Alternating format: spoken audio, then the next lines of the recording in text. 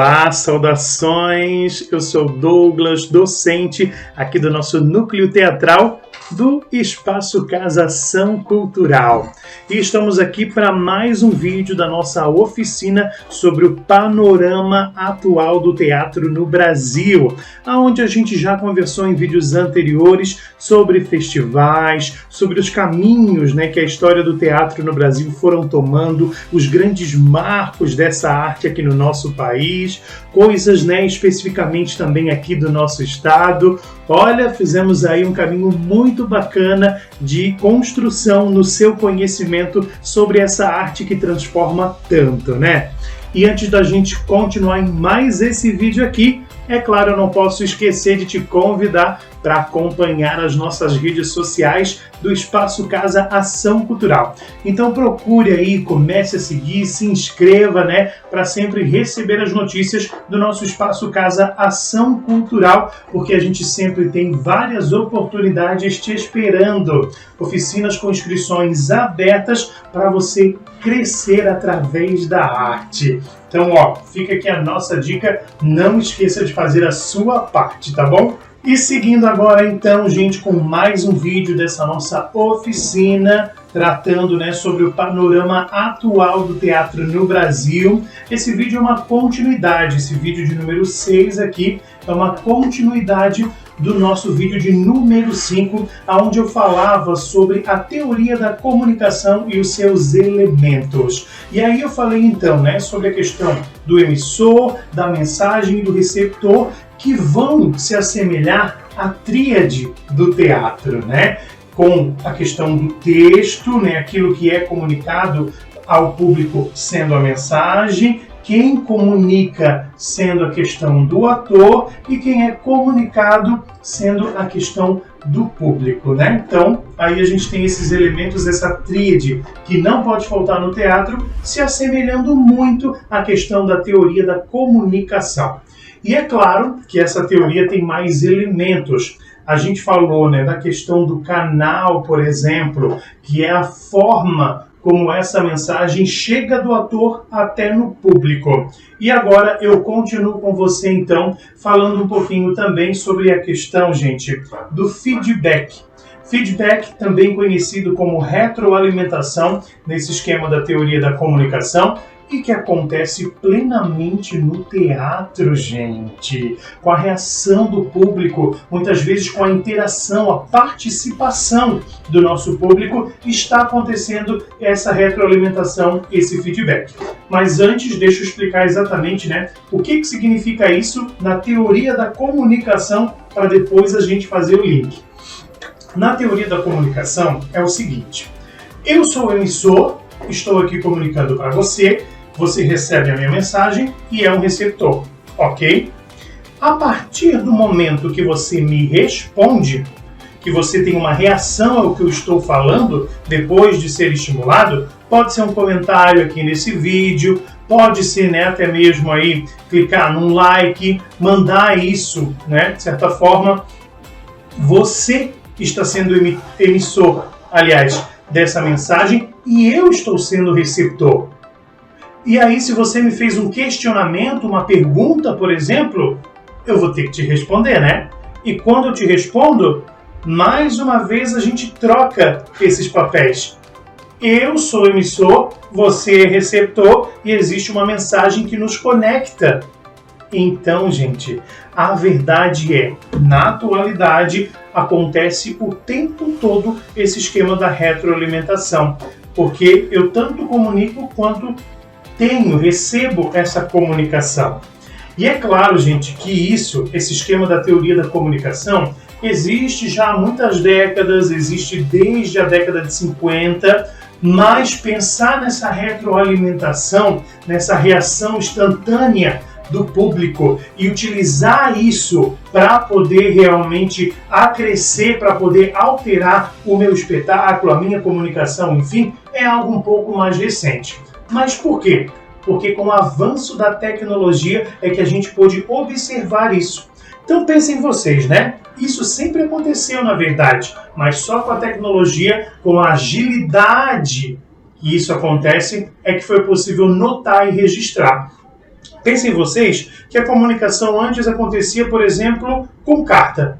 Então eu envio uma carta para alguém lá em outro estado, para alguém lá no norte do país, por exemplo.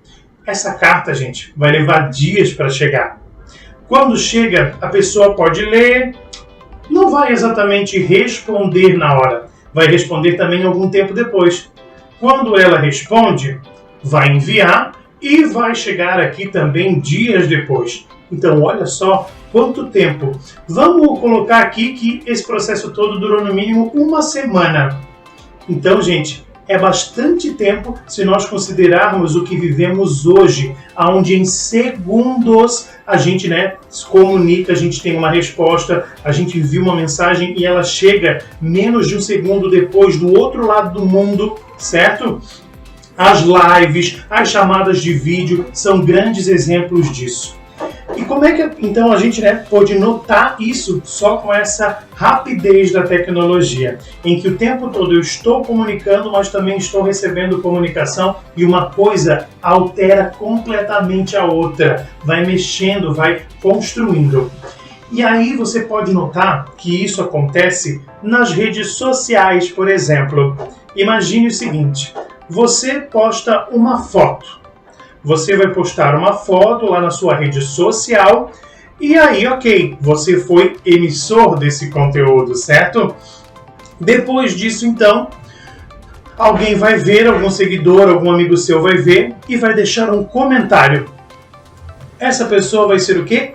Emissor. Ela recebeu o seu conteúdo, que foi a foto, e vai então te responder. Agora, invertendo os papéis, sendo emissora e não mais receptora. E aí, você que virou agora um receptor dessa mensagem, que é o comentário aí do seu seguidor, do seu amigo. E aí você vai ler esse comentário e não vai deixar passar em branco, Vai responder. Quando você responde, mais uma vez os papéis são invertidos. Você recebeu, decodificou e aí você enviou uma resposta sobre aquilo. E aí a gente trata de outra situação importante com isso, decodificação.